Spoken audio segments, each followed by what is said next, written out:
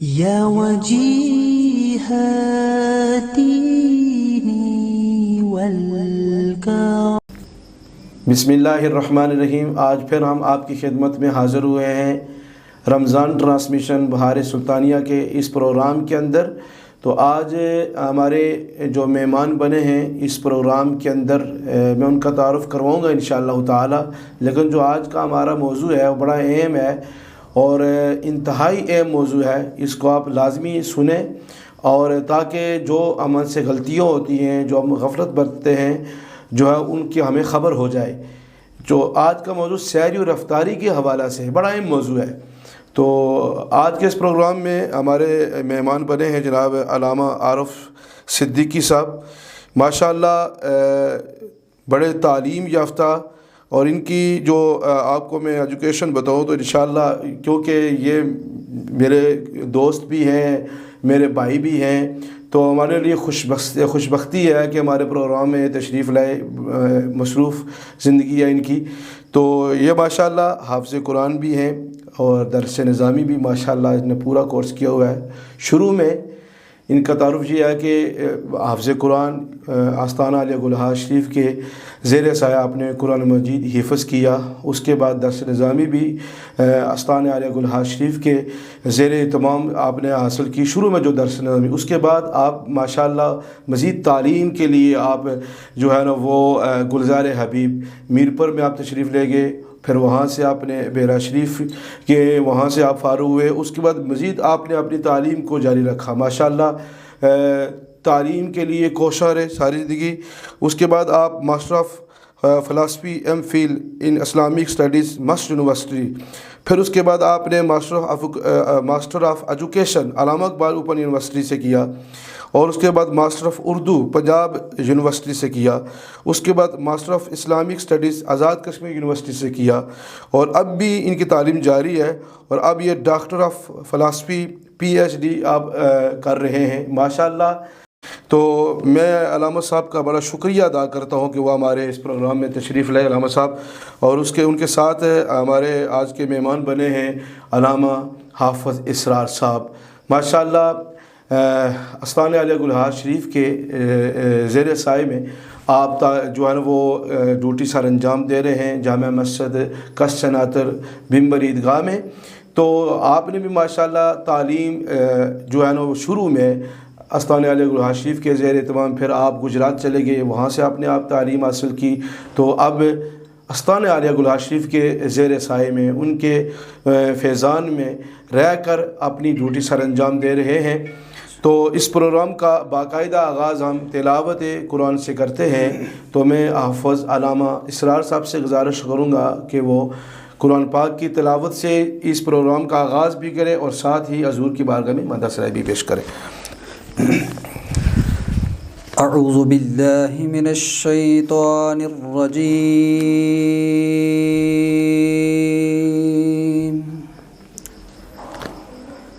بسم اللہ الرحمن الرحیم۔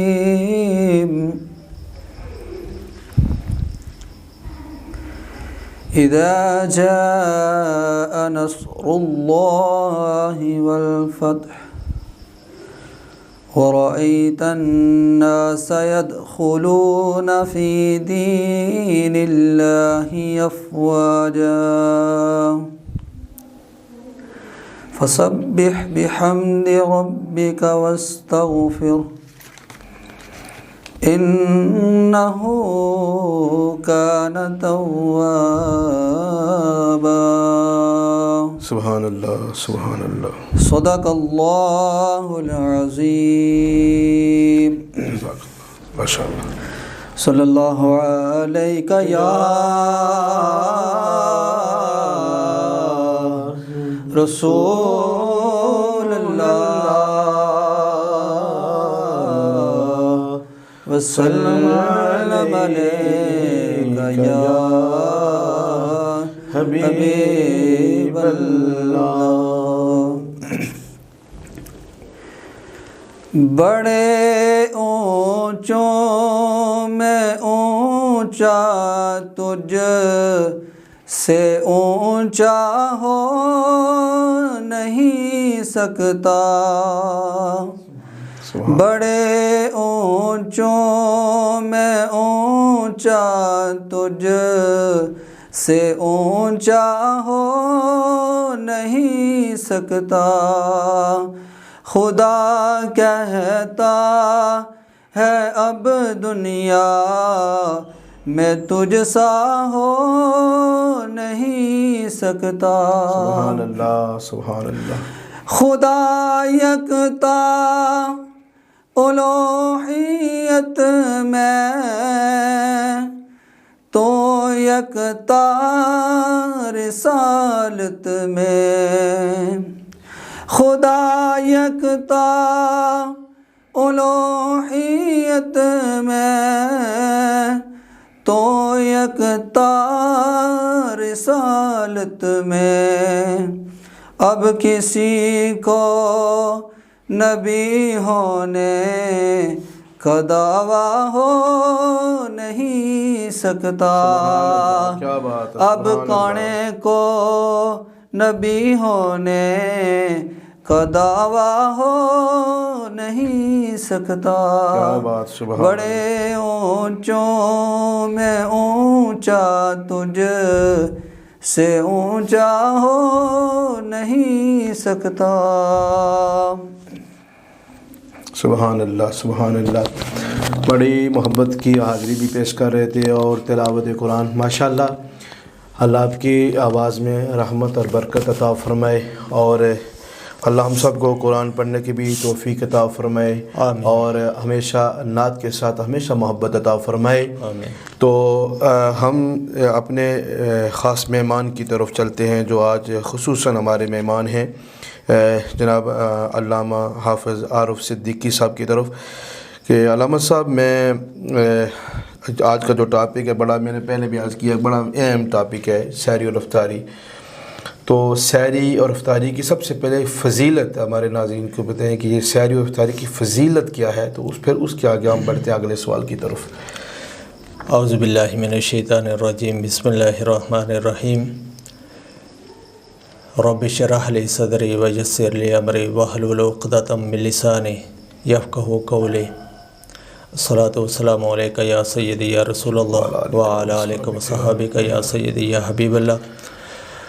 پروگرام شروع کرنے سے پہلے میں آپ کی ساری میڈیا جو ٹیم ہے، اور آپ کے جو معاونین ہیں، متعلقین ہیں، اور آپ کے وہ محبین اور آپ کے وہ عقیدت مند جنہوں نے آپ کو اس چیز پر ابھارا، میں سب کا تہ دل سے تحسین داد پیش کرتا ہوں، ماشاءاللہ، اور ان شکر گزار ہوں آپ کا کہ آپ نے ہمیں بندہ ناچیز کو اس پروگرام میں دعوت دی اور ایک پلیٹ فارم مہیا کیا، جس میں ہم خود بھی سیکھیں گے اور دوسرے لوگ بھی ہم سے رہنمائی لیں گے، اور ہماری بھی اصلاح ہوگی۔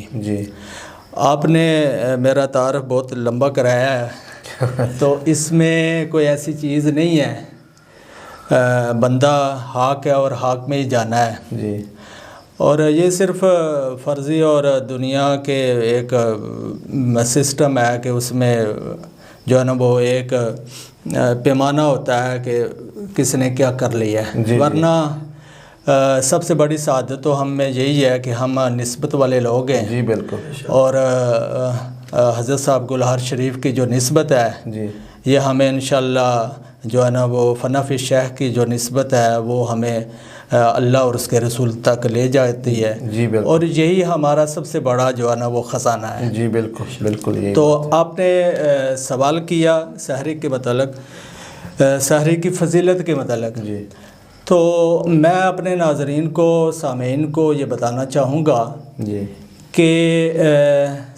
سحری کی فضیلت سے پہلے ہمیں سحری کے بارے میں پتہ ہونا چاہیے کہ سحری ہے کیا۔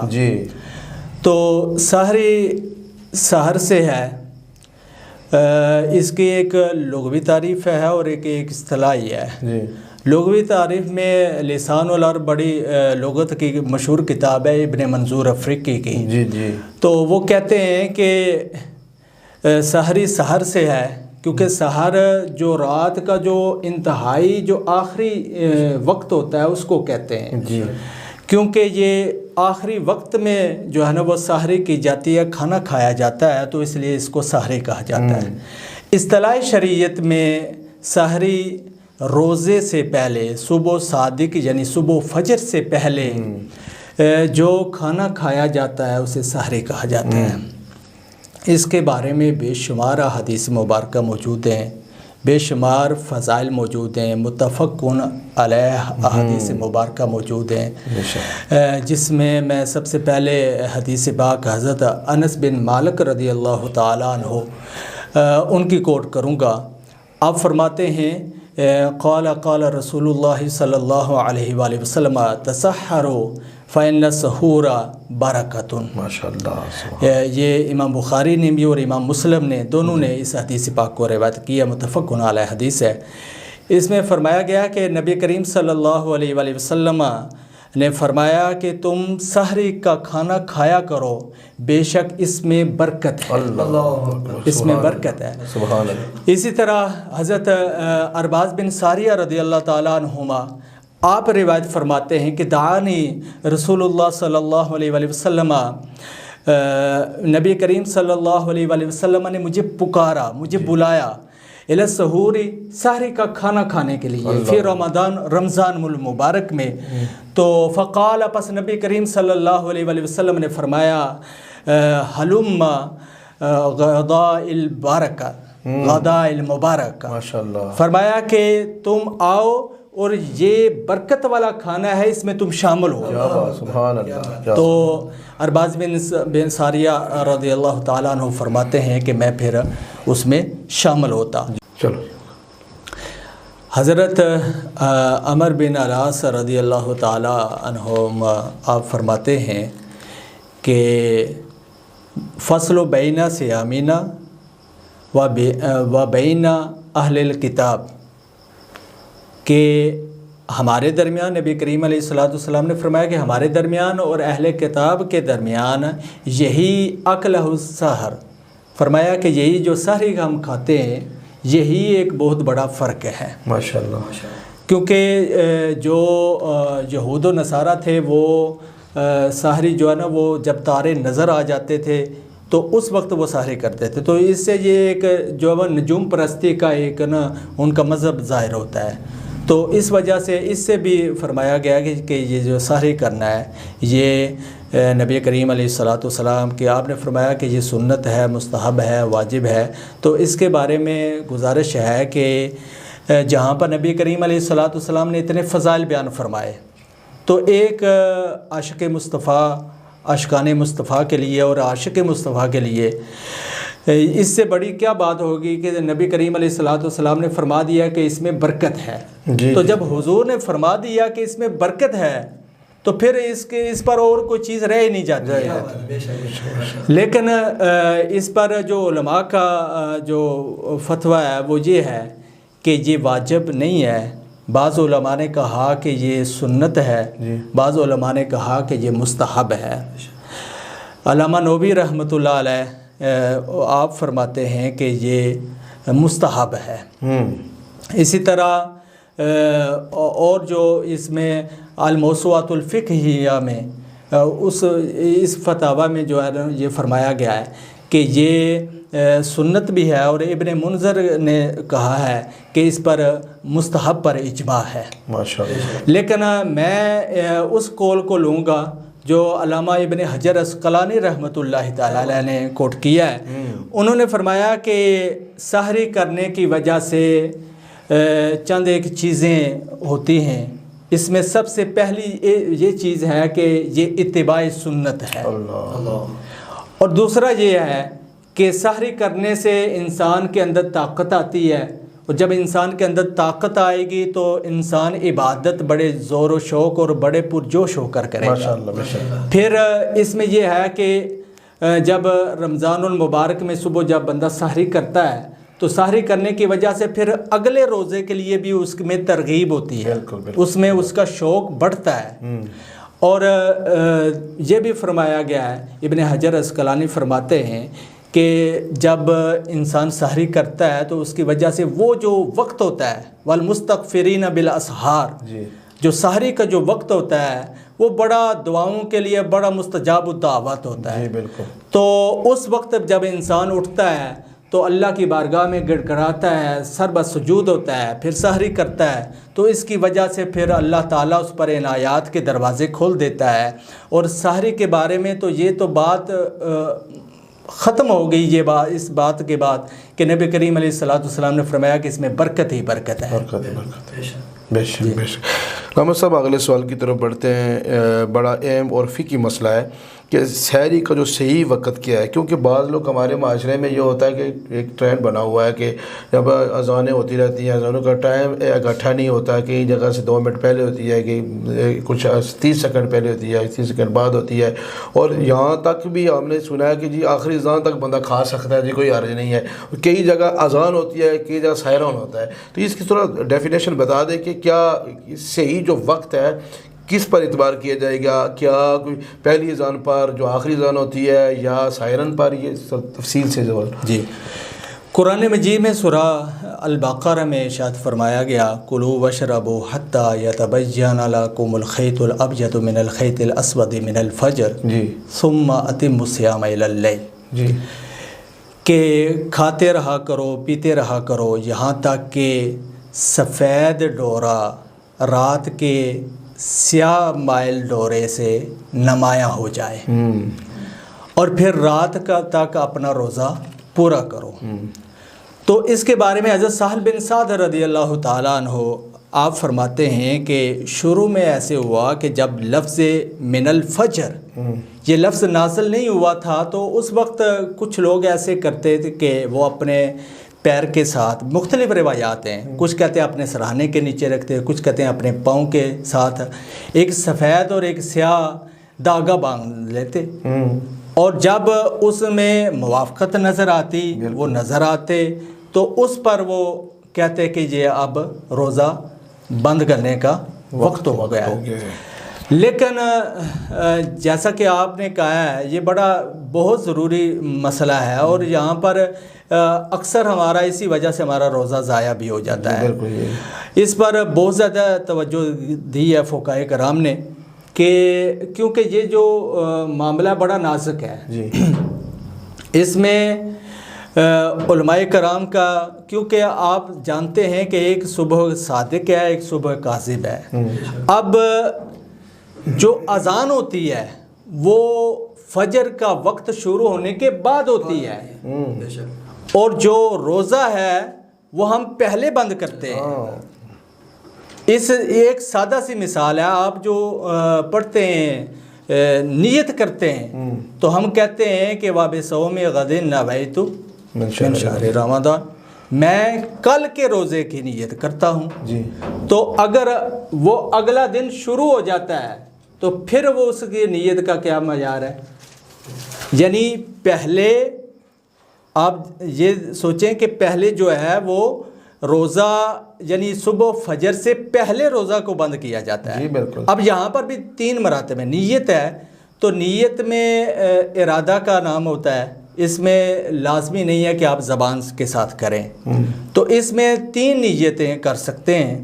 ایک تو یہ ہے کہ آپ رات کو آپ سوتے ہیں تو آپ نیت کر لیں کہ میں صبح سحری کروں گا، یا سحری کی نیت نہ بھی ہو آپ روزے کی نیت کر لیں.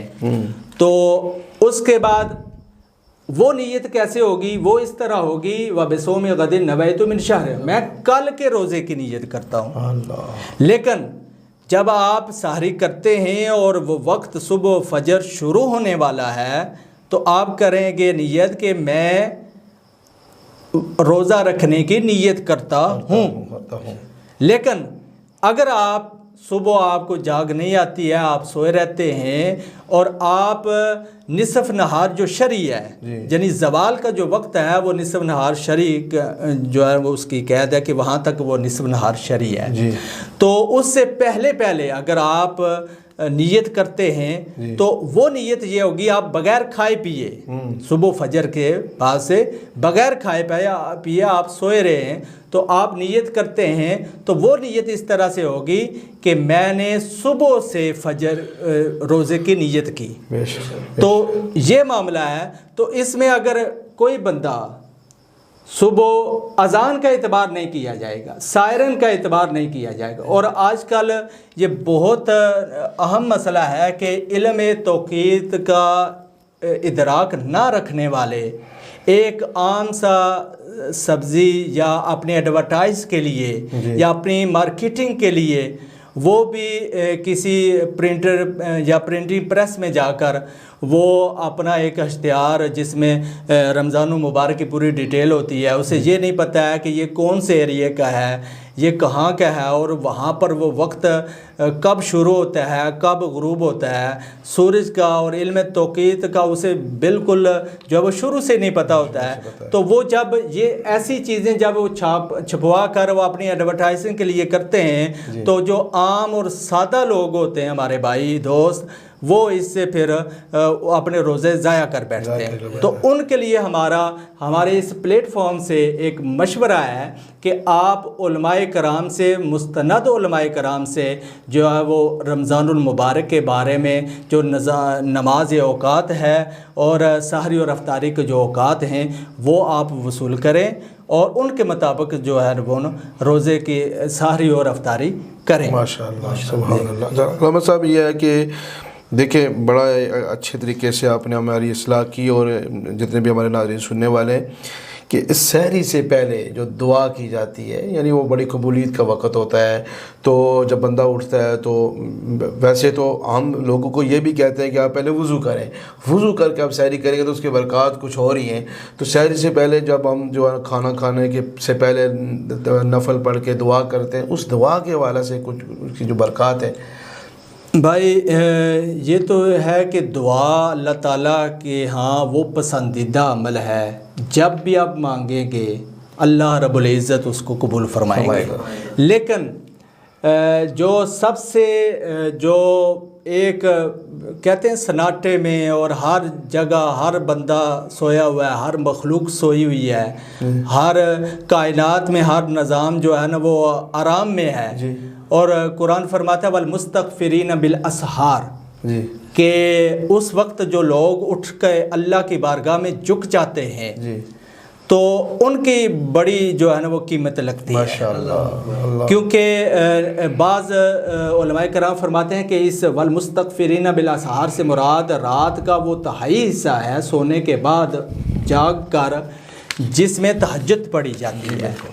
تو اس وقت جو اللہ کی بارگاہ میں سر بسجود ہوا جاتا ہے اور اللہ کی بارگاہ میں جو اپنی معروضات پیش کی جاتی ہیں, اللہ کی بارگاہ میں جو ہم اپنی جو ہے وہ اللہ کی بارگاہ میں ہم حاضری لگواتے ہیں وہ بڑا اہم ہے.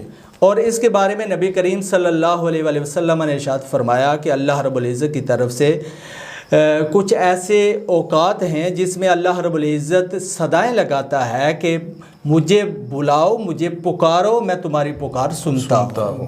اور فرمایا کہ تم مجھ سے بخشش مانگو, میں تمہاری بخشش کرتا ہوں. تم مجھ سے اپنی مغفرت مانگو, میں تمہاری مغفرت کرتا ہوں. تو یہ وہ موقع ہے اور یہ وہ آرام اور سکون کا ہے کہ جس میں اللہ رب العزت کی بارگاہ میں جب التجائیں کی جائیں, جب مناجات کی جائیں تو اللہ رب العزت اس کو یقیناً الرحمن الرحیم. ہمارے پروگرام کا یہ دوسرا سیشن ہے سحری افطاری کے حوالے سے. تو دوسرے سیشن میں ہمارے مہمان بنے جناب علامہ حافظ وقاص صاحب, ہم آپ کو اپنے پروگرام میں خوش آمدید کہتے ہیں. تو میں آپ کی طرف ہی بڑھتا ہوں ایک سوال لے کے علامہ صاحب کہ روزہ دار کو جو ہے نا جو رمضان المبارک کے اندر لوگ روزہ افطار کرنے کی جو ہے نا بڑی خواہشات رکھتے ہیں. بالکل. تو کئی لوگ صاحب استطاعت ہوتے ہیں اور وہ لوگوں کو بڑے دل کھول کے روزہ افطار کرواتے ہیں, افطار پارٹی کرتے ہیں. تو جو غریب بندہ ہے جس کے اندر یہ طلب ہو کہ میں بھی افطاری کرواؤں, میں بھی اجر و ثواب پاؤں, تو وہ اس اجر کو پانا چاہے جو بندہ ایک امیر بندہ جو ہے نا خود دل کھول کے خرچ کرتا ہے, تو غریب بندے کے اندر جو یہ طلب پیدا ہے تو وہ کیا کرے؟ جی آپ نے یہ بہت اچھا سوال کیا علامہ صاحب جی کہ ایک بندہ ہے وہ کھانا بھی کھلاتا ہے، طرح طرح کے وہ فروٹ ہوتے ہیں جی، ڈشیں ہوتی ہیں طرح طرح کی. یہ تو بندے کی توفیق ہے نا، بندے کے اندر جتنی ہمت ہے، مال ہے، دولت ہے، بندہ مالدار ہے. نبی کریم صلی اللہ علیہ وسلم کی بارگاہ میں یہ سوال کیا گیا کہ یا رسول اللہ صلی اللہ علیہ وسلم کہ ہم میں سے بعض لوگ غریب ہیں، وہ پیٹ بھر کر کھانا نہیں کھلا سکتے، وہ جو ہے نا اس طرح پیٹ بھر کر افطاری نہیں کرا سکتے. تو تاجدار کائنات صلی اللہ علیہ وسلم نے فرمایا جو اللہ کی رضا کی خاطر، اللہ کی خوشنودی کے لیے ایک پانی کا گھونٹ بھی پلا دے تو اس کو بھی یہ ثواب ملے گا. ایک جو ہے نا دودھ کا گھونٹ پلا دے اس کو بھی یہ ثواب ملے گا. تو یہ دل کی ہوتی ہے، بندے کے دل کے اندر اللہ کی رضا ہو، اللہ کی خوشنودی ہو کہ میں اس بندے کو، اپنے بھائی کو یہ افطاری کرا رہا ہوں، میرا رب مجھ سے راضی ہو جائے. اخلاص ہونا چاہیے، اخلاص ہونا عمل میں چاہیے. اخلاص. ہمارے حضرت جی فرمایا کرتے تھے نا کہ اخلاص سے کیا ہوا جو ہے نا چھوٹا سا عمل پہاڑوں جیسا ہوتا ہے. بالکل بغیر اخلاص کے جو ہے نا وہ پہاڑوں جیسا عمل وہ ریت کے ذرے سے بھی کم ادا ہے. یہ اخلاص کی بات ہے ساری. تو ہم اپنے پروگرام کے آخری سوال کی طرف ناظرین چلتے ہیں کہ ہمارا جو پروگرام کا اختتام ہونے لگا ہے. تو جو ہمارے پروگرام کا جو آخری سوال یہ ہے کہ میں علامہ عارف صاحب کی طرف بڑھوں گا اور ان سے یہ سوال کروں گا کہ علامہ صاحب افطار پارٹیاں ہوتی ہیں ہمارے معاشرے میں اور ہونی چاہیے، یہ اجر و ثواب ہے. تو افطاری کا صحیح طریقہ جو یہ دسترخوان بچھا کر یہ طریقہ صحیح ہے کہ جس طرح میرج ہال میں یا کھلی جگہ پر لوگ ٹیبل لگاتے ہیں، بڑے بڑے اپنے تعلق داروں کو بلاتے ہیں، تو یہ کون سا طریقہ افضل ہے؟ یہ اس کی تھوڑا تشریح کر دیں. یہ اس زمانہ کے لحاظ سے بہت اہم سوال ہے. اصل میں بات یہ ہے کہ آج کل جو دنیا ہے وہ نمود و نمائش کی طرف چل پڑی ہے. جی بالکل. یہ ہمارے جو ختمات ہوتے ہیں اس میں بھی یہی بات ہے. ہماری جو افطار اور ڈنر پارٹیاں ہوتی ہیں یہ بھی، اس میں بھی یہی ہے، اور تقریباً شادی میں بھی ایسے ہی ہوتا ہے. جی. لیکن اصل میں یہ ایک دینی معاملہ ہے. جی. اور افطاری کے وقت جو مناجات کی جاتی ہیں، جو دعائیں کی جاتی ہیں، اور جو اللہ کی بارگاہ میں جو ہے وہ گڑ گڑا کر، کیونکہ اس وقت جو ہے نا وہ اپنے نفس کو مار کے، اپنے تمام خواہشات کو ختم کر کے صبح سے لے کر اس نفس کو بھوکا پیاسا رکھا ہوا ہوتا ہے. تو اس وقت مناجات کی گھڑی ہوتی ہے، اللہ کی بارگاہ میں گڑ گڑانے کی گھڑی ہوتی ہے. تو افضل بہترین، سب سے میرے نبی نے فرمایا کہ سب سے افضل جگہ مسجد ہے. ماشاءاللہ. تو جب انسان باوضو ہو کر، اور پھر ہمیں فرض کی ادائیگی بھی ہم نے بعد میں کرنی ہوتی ہے. جب آپ میرج ہال میں کریں گے تو وہاں پر میرا نہیں خیال اچھا گمان رکھنا چاہیے، لیکن اللہ ماشاء اللہ وہاں سے کتنے نمازی جو ہیں وہ نماز پڑھنے کے لیے مسجد میں آئیں گے. جب وہاں پر کوئی اہتمام کریں گے، یہ اس بات کا آپ سبھی جانتے ہیں. سب جانتے ہیں. تو یہ ہے کہ سب سے اچھا طریقہ یہی ہے کہ آپ دسترخوان بچھائیں اور مسجد میں ہوں، کیونکہ اس کے بعد مغرب کی نماز بھی ہم نے پڑھنی ہوتی ہے. تو یہ سب سے اچھا طریقہ ہے. اور جتنے بھی زیادہ لوگ ہوں گے، اس کھانے میں بڑی برکت ہوتی ہے، افطاری میں بھی بڑی برکت ہے. تو جتنے زیادہ لوگ ہوں گے اور جتنے زیادہ لوگ اس افطاری میں شامل ہوں گے اتنا زیادہ ثواب ہوگا. اور اس میں مفہوم حدیث ہے نا کہ جو بندہ افطاری کرواتا ہے یا کسی کو کوئی کھلاتا ہے تو اس کو بھی اتنا ہی ثواب ملتا ہے جتنا کہ افطاری کرانے والا اور کرنے والا ہے. تو اس حوالے سے سب سے اعتدال پسند جو طریقہ ہے وہ یہی ہے کہ بندہ مسجد میں ہو. اور گھر میں بھی ہم اہتمام کریں تو ہم دسترخوان بچھا کر وہاں پر اچھے طریقے سے مناجات کریں. اور مناجات کرنے کا طریقہ جو ہے وہ آپ نے دیکھا ہوگا جو دعا ہے، دعا میں جو ہے نا وہ اللہم انی لک صمت و بک امنت و علیک توکلت و علی رزقک افطرت. تو میں نے روزہ کھولا، تو مطلب یہ ہے کہ آپ روزہ کھول کر آپ دعا مانگیں. جی یہ بڑا میں سوال پوچھنے لگا تھا آپ سے، لیکن ماشاءاللہ آپ نے پہلے کہ لوگ یہ ہم قربانی میں بھی ایسے ہی کرتے ہیں کہ ہم پہلے دعا مانگتے ہیں، مولوی صاحب کو بلا لاتے ہیں کہ جی حافظ صاحب، علامہ صاحب آپ دعا مانگیں، ہم دعا مانگ لیتے ہیں اور بعد میں جی ذبح کر لیں. لیکن ہوتا یہ ہے کہ آپ ذبح کریں اور اس کے بعد دعا مانگیں کہ ہم اس قربانی کو قبول فرما۔ جی جی جی جی۔ اسی طرح روزے میں بھی یہ ہے کہ میں نے افطار کیا، جی بھائی آپ نے تو ابھی افطار ہی نہیں کیا، آپ دعا مانگ رہے ہیں کہ اللہم انی لک صمت و بک آمنت، یہ تو ٹھیک ہے، وافطرت، میں نے افطار کیا، تو افطاری کا یہ ہے کہ، اور یہ فقہی مسئلے میں سے ہے کہ آپ روزہ افطار کر کے اس کے بعد دعا مانگیں۔ یہ کلمات دوبارہ پڑھیں بھی، جی اس کے بعد دعا مانگیں۔ یہ دعا بعد میں مانگنی چاہیے، بعد کیونکہ میں نے مفتی اکمل صاحب سے بھی سنا ہے، مفتی منیب الرحمان صاحب سے بھی یہ مسئلہ سنا ہے ہم نے کہ یہ افطاری کر کے اس کے بعد اللہم انی لک صمت و بک آمنت و علیک توکلت علی رزقک ہفتہ دعا پڑھنی چاہیے۔ جتنے بھی ہمارے سننے والے ہیں، یہ دیکھنے والے، یہ پیغام دیکھ رہے ہیں، آپ بھی جب یہ رمضان کا مہینہ گزر رہا ہے تو اس مسئلے کو لازمی ذہن میں رکھیں، کیونکہ یہ نہ کہ آپ نے پہلے دعا کر دی، یہ دعا پڑھ لی، اس کے بعد اپنے روزہ افطار کیا، یہ درست نہیں ہے۔ یہ درست یہی ہے کہ آپ پہلے روزہ جس چیز کے ساتھ بھی افطار کر رہے ہیں، افطار کر کے اس کے بعد پھر آپ یہ دعا پڑھیں، یہ زیادہ برکت کی عمل ہے۔ تو علامہ صاحب میں آپ کا شکریہ ادا کرتا ہوں، آپ ہمارے اس پروگرام میں تشریف لائے ٹائم نکال کر، اور اللہ آپ کو جزائے خیر عطا فرمائے۔ آپ کا بھی بہت شکریہ، آپ نے ایک ایسا منظم اور ایسا اچھا پروگرام شروع کیا جس کی وجہ سے ہماری بھی رہنمائی ہوتی ہے اور عوام کی بھی رہنمائی ہوتی ہے، اور اللہ تعالیٰ اس پر آپ کو جزائے خیر دے گا۔ آمین آمین۔ علامہ وقاص صاحب، ہم آپ کا بھی شکریہ ادا کرتے ہیں، اللہ آپ کو قدم قدم پر جو ہے نا وہ جزائے خیر عطا فرمائے۔